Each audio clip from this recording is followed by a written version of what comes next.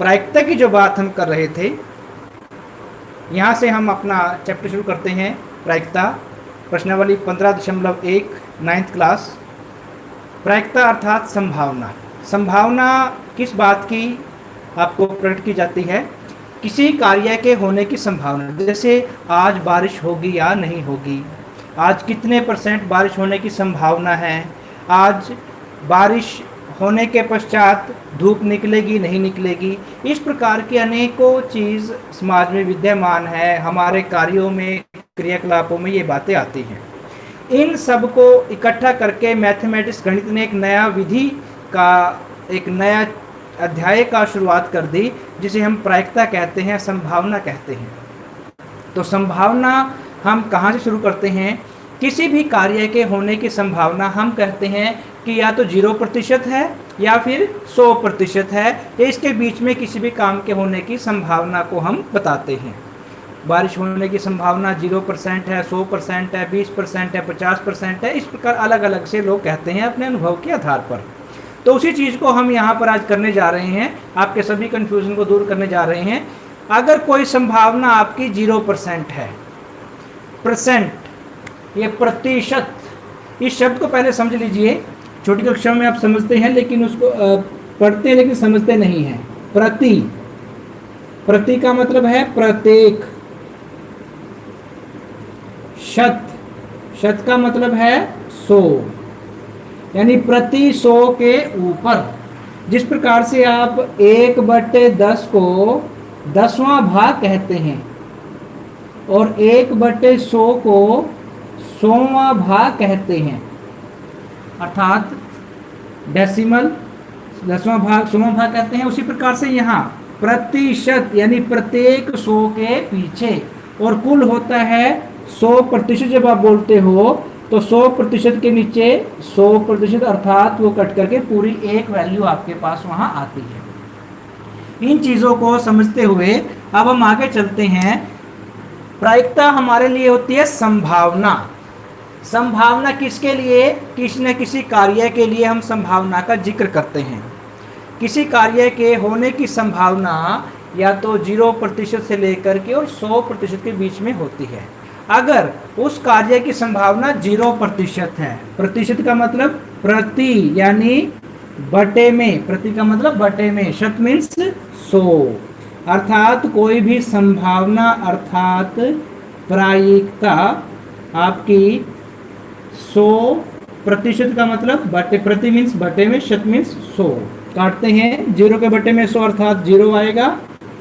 तो प्रायिकता आपकी कहाँ से कहाँ तक होगी? 100 कटेगा, 1 आ जाएगा। कोई भी प्रायिकता हमारी 0 से लेकर के 1 के बीच में होगी। प्रतिशत से आप समझ गए हैं किस प्रकार से प्रतिशतता होती है। और कोई प्रायिकता 0 से लेकर के 1 के बीच में होगी। अगर 0 से छोटी यानी माइनस की कोई प्रायिकता अगर कहे तो वो संभव नहीं है, वो गलत बात है। और अगर 1 से ज़्यादा यानी 2, 3 या 1.1, 1.5 वो कहे तो भी वो प्रायिकता नहीं हो सकती। प्रायिकता हमेशा 0 से लेकर और 1 के बीच में ही हमेशा होती है। पहला नियम आपका ये हो गया। दूसरा नियम, प्रायिकता अगर 0% है, इसका मतलब वो कार्य नहीं हो सकता। अगर आपको कोई पूछे आज बारिश होने की संभावना, तो आप किसी एक दिन पर, जिस दिन धूप निकली हुई है, तो आप उस दिन ये कहोगे कि आज तो 0% संभावना है बारिश होने की, अर्थात उस कार्य का होना असंभव है। उस कार्य को हम असंभव जिसे कहते हैं, उसे ही हम कहते हैं कि 0% संभावना है यहाँ काम होने की। अर्थात जब प्रायिकता आपकी 0% है तो उसे हम असंभव घटना, यहाँ घटना शब्द आप समझ लेना। अगर 0% प्रायिकता है तो उस कार्य के होने की संभावना असंभव है, वो कार्य नहीं हो सकता। और अगर 100% वो काम होगा, अर्थात वो निश्चित घटना होगी। यहाँ शब्द आ जाएगा आपका निश्चित घटना। किसी कार्य का 100% होना अर्थात जरूर होना, उसे हम निश्चित घटना कहेंगे। उसकी प्रायिकता 1 होगी और कोई भी प्रायिकता 0 से लेकर के 1 के बीच में होती है। ये आपको इस चैप्टर में बात समझनी है और इसी को हम आगे करेंगे। अगर कोई कहे कि माइनस की प्रायिकता है, नहीं हो सकती। अगर कोई कहे एक से ज़्यादा प्रायिकता है तो नहीं हो सकती। प्रायिकता केवल 0% से लेकर के 100% के बीच में होती है, और इनको बीच में मैंने आपको दिखा दिया कि प्रतिशत को हल करने के बाद 0 और 1 आता है, अर्थात प्रायिकता 0 और 1 के बीच में ही होती है। इसी प्रकार जैसे आप हमारे ओम क्लासेस पूर्ण से जुड़े हैं, आप जुड़े रहिए। इसी प्रकार बल्लेबाज 30 गेंदों में से 6 गेंदों पर चौका मारती है, चौका न मारने की प्रायिकता। देखिए, एक महिला बल्लेबाज है, वो कुल गेंद खेलती है, कुल गेंद वो 30 गेंद खेलती है, 30 गेंद वो खेलती है, और चौका कितनी गेंदों पर मारती है? वो चौका मारती है 6 गेंदों पर, 6 गेंदों पर वो चौका मारती है। तो अब हमें ये बताना है कि चौका न मारना, चौका न मारने की गेंद कितनी है, चौका न मारने की प्रायिकता, मारने की प्रायिकता, ये हमें यहाँ पर निकालना है। तो प्रायिकता को जब आप हल करते हैं तो हम केवल एक ही सूत्र यहाँ पर देते हैं। वो सूत्र आपको क्या मिलता है? प्रायिकता जब भी निकालोगे उसका एक विधान बनेगा, और वो विधान ये होगा, जितने कार्य के होने की संभावना है, अर्थात इसे हम कहेंगे संभाव्य परिणाम बटे में कुल परिणाम, कुल परिणाम। तो देखिए ये बात कहाँ से निकल कर आई है। जैसे आपके पास एक लूडो है, लूडो के 6 हिस्से होते हैं। यहाँ पर 1 2 3 4 5 और 6 ये यहाँ पर लिखा होता है। एक लूडो को, एक डाइस को जैसे ही आप इसको फेंकेंगे तो इन 6 में से कोई एक अंक आपके बाहर आएगा। अगर हम ये कहें सम संख्या आने की प्रायिकता, P मीन्स प्रायिकता, तो संभाव्य परिणाम सम संख्या कौन कौन से इसमें? 2 है, 4 है, 6 है, तो 3 केस हो गए सम संख्या आने के। और कुल केस कितने हैं? 1 से लेकर 6 तक 6 केस हैं। 3 एकम 3, 3 दूनी 6। इस प्रकार से यह उत्तर आपको प्राप्त हो जाएगा। अब अगर जब भी आपको कहीं प्रायिकता निकालनी है तो उसके संभाव्य परिणाम यानी उसके अनुकूल जितने परिणाम है, इसे आप अनुकूल परिणाम भी कई बार बोल देते हैं, उस स्थिति के अनुकूल जो परिणाम है डिवाइड बाय कुल जो परिणाम है वो हम लेकर चलते हैं। केवल एक यही सूत्र है आपका पूरी प्रायिकता के अंदर। तो हमें क्या निकालना है? कुल 30 गेंद उस महिला ने खेली है, 6 गेंदों पर वो चौका मारती है, चौका न मारने की प्रायिकता आपको निकालनी है। प्रायिकता से पहले चौका न मारने के संभाव्य परिणाम कितने हैं? चौका न मारने वाली गेंदों की संख्या कितनी, क्योंकि यहाँ पर गेंद पर चौका मार रही है वो, और उसे ही हमें कैलकुलेट करना है। तो चौका न मारने वाली गेंदों की संख्या देख लो आप, गेंदों की संख्या क्या है वो निकाल लेते हैं। कुल 30 गेंदें हैं, 6 पर चौका मार दिया, चौका नहीं मारा, 30 में से 6 गए 24 गेंदों पर। अभी हम निकालेंगे प्रायिकता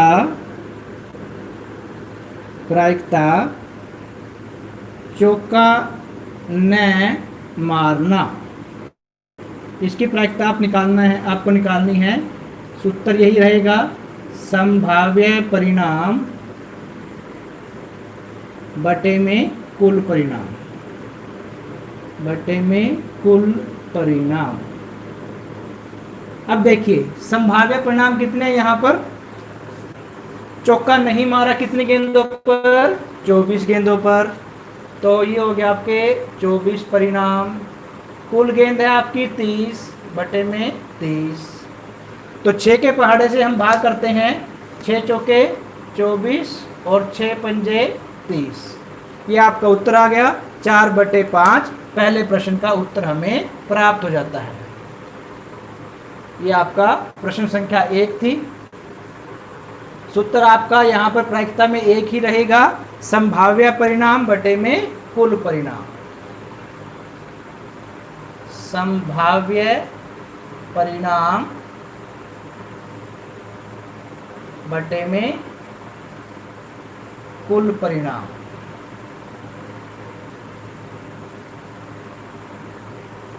यही बात आपको याद रखनी है प्रायिकता केस में। दूसरा प्रश्न यहाँ आपको दिया है, 2 बच्चों के परिवार हैं जिसमें 1500 कुल परिवार हैं। कुल परिवार हैं आपके पास 1500। इनमें से 2 बच्चे वाले परिवारों की संख्या आपको दे रखी है 475। 475 एक निकालना है। यादृच्छिक रूप से चुनिए कि 2 लड़कियां हो, 1 लड़कियां हो, कोई लड़की नहीं है। तो प्रायिकता आपको निकालनी है, प्रायिकता 2 लड़कियों वाला परिवार। बड़ा आसान है ये तरीका, बड़े आसानी से इसको हम निकाल लेंगे। सूत्र वही, संभाव्य परिणाम बटे में कुल परिणाम। मैं केवल यहाँ एब्रीविएशन लिख रहा हूँ, लेकिन आपको पूरा पूरा लिखना है, संभाव्य परिणाम बटे में कुल परिणाम। अभी 2 लड़कियों वाले केस में 2 लड़कियों वाले परिवारों की संख्या कितनी है? 2 लड़कियां हैं 475 परिवारों में, और कुल परिवार हैं आपके पास 1500। तो इसको भाग कर लो, पढ़ लेते हैं इसको। 5 9 45 बचेगा 2, 5 पंजे 25, 5 3 15, 0 0। दोबारा 5 पे काट लेते हैं, 5 एकम 5, 5 9 45, 5 6 30। तो 19/60 ही आपका 2 लड़कियों वाले केस में उत्तर आ जाता है। फिर हम करते हैं प्रायिकता 1 लड़की वाला परिवार। अब 1 लड़की वाले परिवार है 814 और कुल है 1500। ये आपका उत्तर आ गया। जो कटता है काट लो, 2 के पहाड़े पे काट सकते हैं। 2 चौके 8, न जाने की 0, क्योंकि 2 के पहाड़े पर 1 नहीं जाता, तो न जाने की 0। अब ये 14 हो जाएगा, 2 सत्ते 14, 2 सत्ते 14, 1 बचेगा ऊपर से 0, 2 पंजे 10, 0। ये आपका आंसर आ गया। अब तीसरी प्रायिकता आपको निकालनी है, प्रायिकता जिसमें कोई लड़की नहीं है। कोई लड़की नहीं है परिवार, ऐसे परिवार जिसमें कोई लड़की नहीं है। कोई भी लड़की नहीं है, 0 लड़की वाले परिवार है आपके पास 211। 211 बटे कुल हो गया 1500। ये आपका आंसर आ जाता है। तो क्वेश्चन नंबर 2 आपका यहाँ पर समाप्त होता है। क्वेश्चन नंबर 3 की ओर चलते हैं। सूत्र केवल एक है, यहाँ गया है, उसे हम बाद में देख लेंगे। प्रश्न संख्या 4 देख लेते हैं। प्रश्न संख्या 4 में आपको दिया है एक सिक्का 3 बार, 3 सिक्कों को एक साथ 200 बार उछाला गया है। 200 बार उछाला गया है तो कुल परिणाम आपको मिलते हैं 200, क्योंकि 200 बार उछाला गया है, कुल परिणाम 200 मिलते हैं। 3 चित आने के 25 परिणाम हैं, 2 चित वाले 72 परिणाम हैं, 1 चित वाले 77 परिणाम हैं, और कोई भी चित नहीं है, अर्थात केवल दूसरा पक्ष इसका आएगा। तो ऐसे परिणाम है आपके पास 28। यदि तीनों सिक्कों को पुनः एक बार उछाल दिया जाता है तो 2 चित्त के आने की प्रायिकता ज्ञात कीजिए। हमें प्रायिकता ज्ञात करनी है 2 चित्त प्राप्त होना। सूत्र वही लिखेंगे, संभाव्य परिणाम आपको पूरा लिखना है बटे में कुल परिणाम। आपको एब्रीविएशन का उपयोग नहीं करना है, पूरा लिखना है। संभाव्य परिणाम, क्योंकि 2 चित्त की आप बात कर रहे हैं, तो क्वेश्चन में देखिए 2 चित्त वाले कितने केस हैं? 2 चित्त वाले 72 केस हैं, और कुल है आपके पास 200। तो भाग करेंगे, 2 3 6 और 2 6 12, 2 एकम 2। दोबारा फिर 2 से भाग कर लीजिए, 18 दूनी 36 और 2 पंजे 10। दोबारा फिर 2 से हो जाएगा, 2 निम में 18, 2 दूनी 4, 2 पंजे 10। ये आपको आंसर प्राप्त हो जाएगा क्वेश्चन नंबर 4 का। क्वेश्चन नंबर 5 देखते हैं। बहुत आसान है, केवल एक ही बात लिखना है कि संभाव्य परिणाम बटे में कुल परिणाम। एक कंपनी के कुल 2400 परिवार हैं। कुल परिवार यहाँ पर हैं 2400, कुल परिवार 2400 हैं। अब इसी टेबल को थोड़ा सा समझना है आपने ध्यान से। प्रति है आपके पास 0, 2, 1, 2 से अधिक वाले 0, 2, 1 और 25 और 88, 25 और 88। ये क्वेश्चन मैंने इसलिए लिखा है क्योंकि इसमें कुछ बातें आप कंफ्यूज हो जाते हो समझते हुए, इसलिए लिख दिया। पहली बार इसने क्या पूछा है कि आय 10,000 से 13,000 के अंतराल में हो और उसके पास केवल 2 वाहन हो। तो जो आपको निकालनी है प्रायिकता,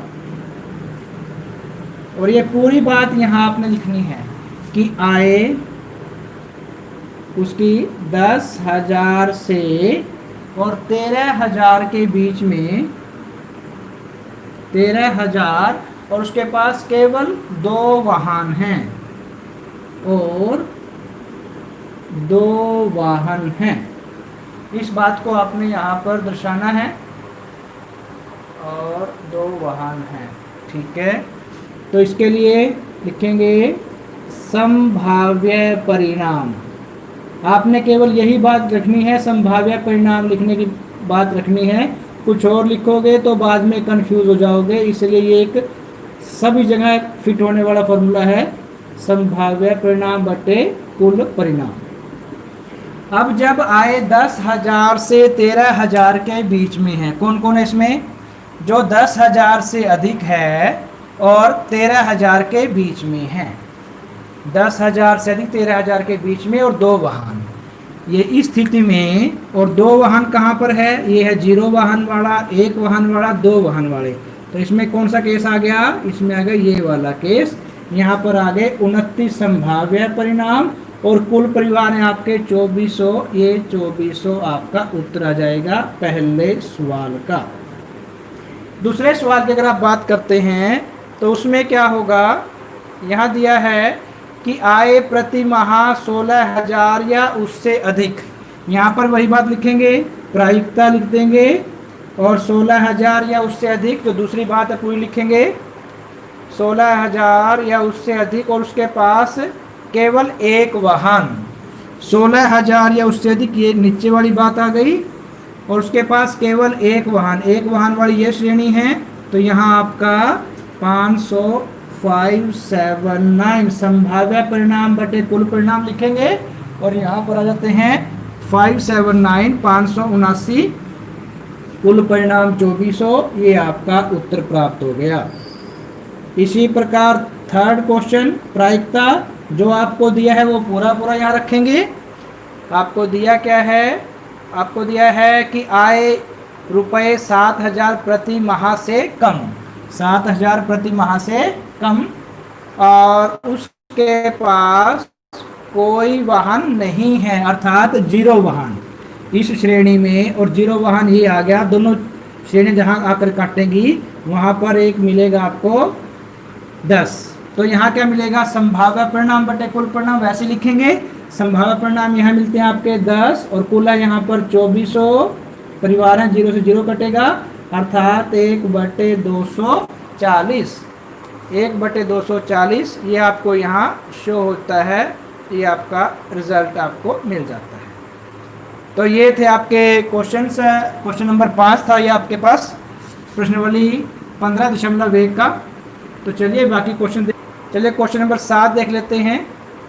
क्वेश्चन नंबर 7 में आपको दिया है, यहाँ दिया है सांख्यिकी के बारे में विद्यार्थियों के मत जानने के लिए 200 विद्यार्थी। तो कुल विद्यार्थी जो हैं आपके पास वो हैं 200। कुल संख्या आपको लेनी है, वो होगी आपकी 200। इनमें से पसंद करते हैं सांख्यिकी को, वो है 135 विद्यार्थी, और पसंद नहीं करते हैं वो है आपके 65 विद्यार्थी। तो पहला प्रश्न है सांख्यिकी पसंद करते हैं। तो पहला प्रश्न का हल करते हैं। प्रायिकता निकालते हैं, प्रायिकता सांख्यिकी पसंद करने वाले विद्यार्थी। ये पूरी बात आपने यहाँ लिखनी है, इसकी आप प्रायिकता निकाल रहे हैं। फॉर्मूला वही रहेगा आपका, बराबर करके संभाव्य परिणाम बटे में कुल परिणाम। तो सांख्यिकी पसंद करने वाले कितने विद्यार्थी हैं आपके पास? 135 जो सारणी में दिया गया है, 135 और बटे में कुल है 200। इसको हल करेंगे, 5 दूनी 10, 5 सत्ते 35, 5 चौके 20, ये आपका उत्तर आ गया। दूसरा जो सांख्यिकी पसंद नहीं करते हैं, दूसरा भाग वही है। सांख्यिकी पसंद नहीं करने वाले कितने हैं? 65 विद्यार्थी हैं और कुल हो जाएंगे 200। उसको 5 से भाग कर लेंगे, फॉर्मूला वही लगेगा, संभाव्य परिणाम बटे कुल परिणाम। और यहाँ पर प्रायिकता इसी प्रकार से करेंगे, सांख्यिकी पसंद नहीं करने वाले विद्यार्थी बराबर है संभाव्य परिणाम बटे कुल परिणाम, बराबर है 65 बटे 200।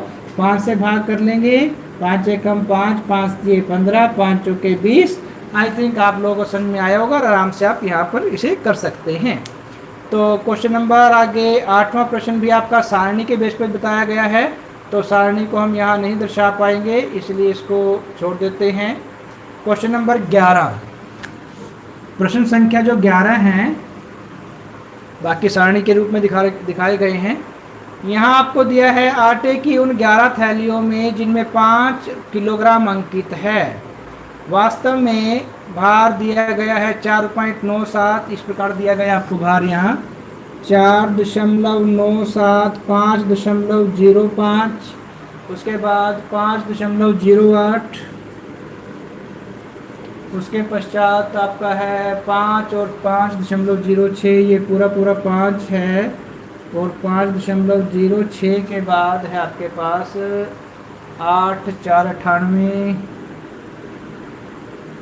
और यहाँ पर 498, उसके बाद 5.04, देन 5.07 और 5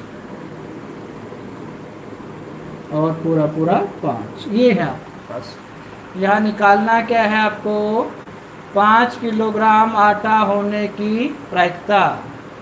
यहाँ दृच्छा चुनी गई एक थैली में 5 किलोग्राम से अधिक आटा होने की प्रायिकता।